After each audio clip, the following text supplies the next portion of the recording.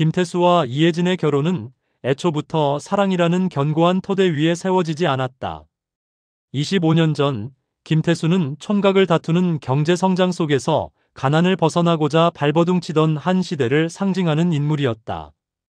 그는 이혜진에게 자신의 야심과 곧 성공할 미래를 약속했고, 이혜진은 그 약속 속에서 자신의 고달픈 현실을 벗어나고자 했다.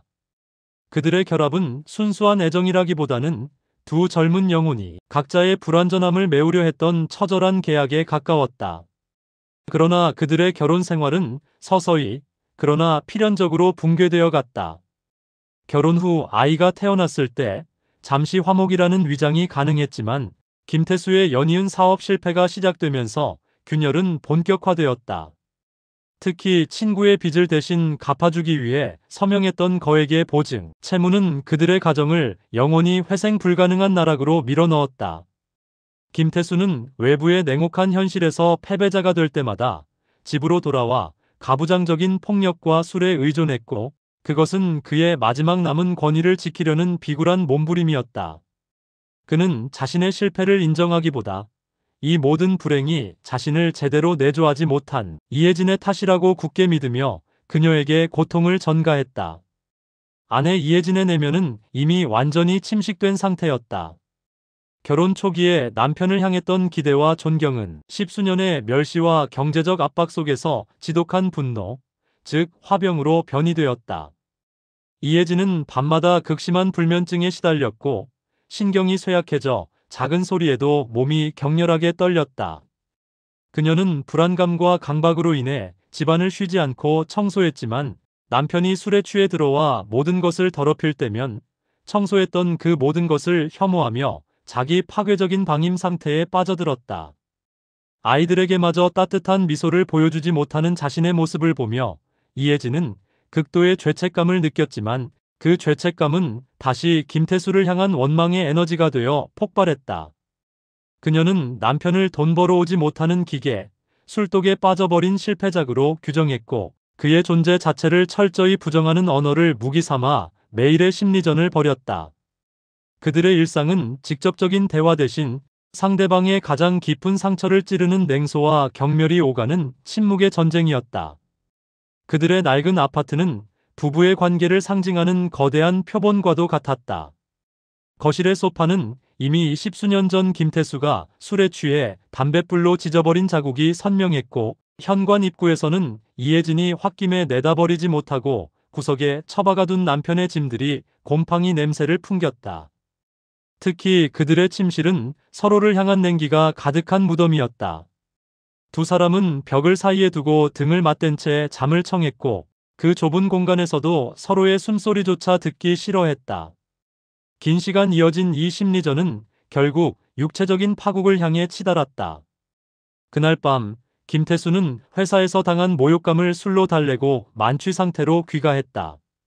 그는 현관에 들어서자마자 아내의 무언의 경멸적인 눈빛을 감지했고, 자신의 실패가 온 집안에 공기처럼 떠다니는 것을 느꼈다. 이혜진이 입을 열기 시작했을 때 그녀의 목소리는 지난 세월의 분노를 모두 응축한 듯 날카로웠다. 그녀는 김태수의 남성성과 경제력을 동시에 모독했고, 그의 부모님에게 받았던 서러움까지 끄집어내며 그의 가장 깊은 트라우마를 공격했다.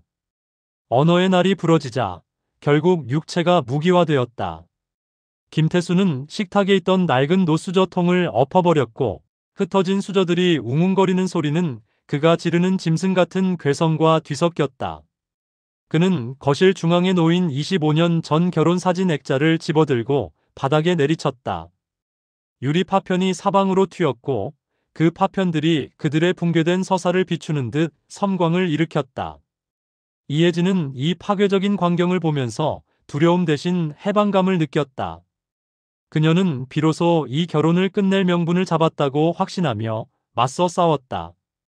그녀는 필사적으로 김태수의 머리채를 잡고 놓아주지 않았으며, 김태수는 그녀의 옆구리를 발로 차며 그녀를 제압하려 했다.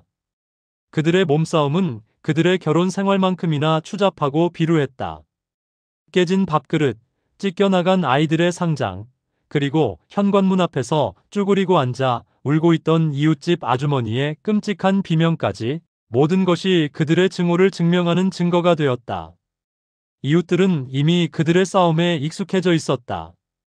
수많은 싸움이 있었지만 그 누구도 이 부부의 지옥에 직접 발을 들이려 하지 않았다. 그들의 침묵은 결국 폭력을 방관하는 사회의 단면이었고 경찰이 늦게 도착할 수밖에 없었던 이유였다. 경찰이 도착하여 두 사람을 떼어놓았을 때 이혜진은 어깨와 팔뚝에 멍이 들어 있었고 김태수는 아내에게 뜯긴 머리카락 일부와 함께 피가 맺힌 손가락을 떨고 있었다. 그들은 서로를 죽이지 못한 것이 한스럽다는 듯 분노와 멸시가 뒤섞인 눈빛으로 상대방을 응시했다. 두 사람은 곧바로 이혼 소송을 제기하며 법정에서 마주했다. 법정조정위원회는 그들의 오랜 싸움이 최종적으로 정리되는 냉정한 전장이었다. 김태수는 변호사를 통해 이혜진이 제기한 폭행 주장이 사실과 다르며 오히려 이혜진의 지속적인 감정적 학대와 금전적 낭비가 자신을 벼랑 끝으로 몰았다고 주장했다. 그는 아내에게 몰래 작성한 자신의 정신과 상담 기록과 함께 이혜진이 자신을 모욕하는 통화 녹취록까지 제출하며 자신이 피해자임을 역설했다. 이에 맞선 이혜진은 자신의 몸에 남은 흉터를 상세히 기록한 진단서, 김태수가 탕진한 채무 내역, 그리고 알코올 중독으로 인한 신체 기능 저하 소견서까지 제출했다. 그녀는 김태수가 가정 경제를 파탄낸 무능력자이자 폭력적인 남편이었음을 입증하려 했다. 특히 그녀는 김태수가 술에 취해 아이들 앞에서 저질렀던 가장 수치스러운 행동들까지 서슴없이 폭로했고 그들의 은밀했던 결혼 생활은 수많은 법정 관계자들 앞에서 해부당하는 치욕을 겪었다. 두 사람의 맹렬한 공방은 조정위원들을 피로하게 만들었으며 그들의 결혼이 회복될 가능성이 0%에 수렴한다는 냉정한 현실을 확인시켜줄 뿐이었다. 조정위원회 의장인 박사는 이 부부가 서로에게 가한 정신적, 육체적 폭력의 심각성을 냉철하게 판단했다. 그들의 결혼은 단순히 갈등을 넘어 서로의 생존을 위협하는 파국적인 형태로 변질되었으며 더 이상 동반자 관계를 유지할 수 있는 최소한의 신뢰나 존중조차 남아있지 않았다. 마침내 조정위원회의 최종 판결이 내려졌다. 박사는 두 사람의 결혼 생활이 쌍방의 학대와 신뢰 파괴로 인해 이미 파탄에 이르렀음을 선언하며 김태수와 이혜진의 혼인 관계를 법적으로 정리할 것을 명했다. 이는 어떠한 여지나 기대도 남기지 않은 냉혹한 사형 선고와 같았다. 25년간의 결혼 생활은 그렇게 법정 기록에 파탄이라는 두 글자로 비정하게 종결되었다. 법정을 나서는 김태수와 이혜진의 발걸음은 무거웠다. 그들의 얼굴에는 승리감 대신 깊은 패배감과 허무가 드리워 있었다. 그들은 더 이상 서로에게 소리를 지르거나 폭력을 휘두를 필요가 없게 되었지만 그 안에서 해방감을 느끼지 못했다. 그들이 돌아가야 할 집은 이미 남편이라는 짐이 사라진 폐허가 되었지만 그 텅 빈 공간은 이제 이혜진에게 새로운 형태의 고독을 강요했다. 그녀는 남편과의 전쟁에서 이겼으나 그 대가로 자신의 젊음과 행복까지 잃어버렸음을 깨달았다. 김태수 역시 술을 끊을 용기도 새로운 삶을 시작할 의욕도 없이 터덜터덜 법원 문을 나섰다. 그의 눈에 비친 세상은 그가 이혜진에게 약속했던 희망과는 너무나 달랐다. 25년 동안 서로를 향해 칼을 겨누고 서로의 숨통을 조여왔던 그들의 파국적인 결혼 생활은 이렇게 두 사람의 고독한 미래만을 남긴 채 법적인 종결을 맞았다.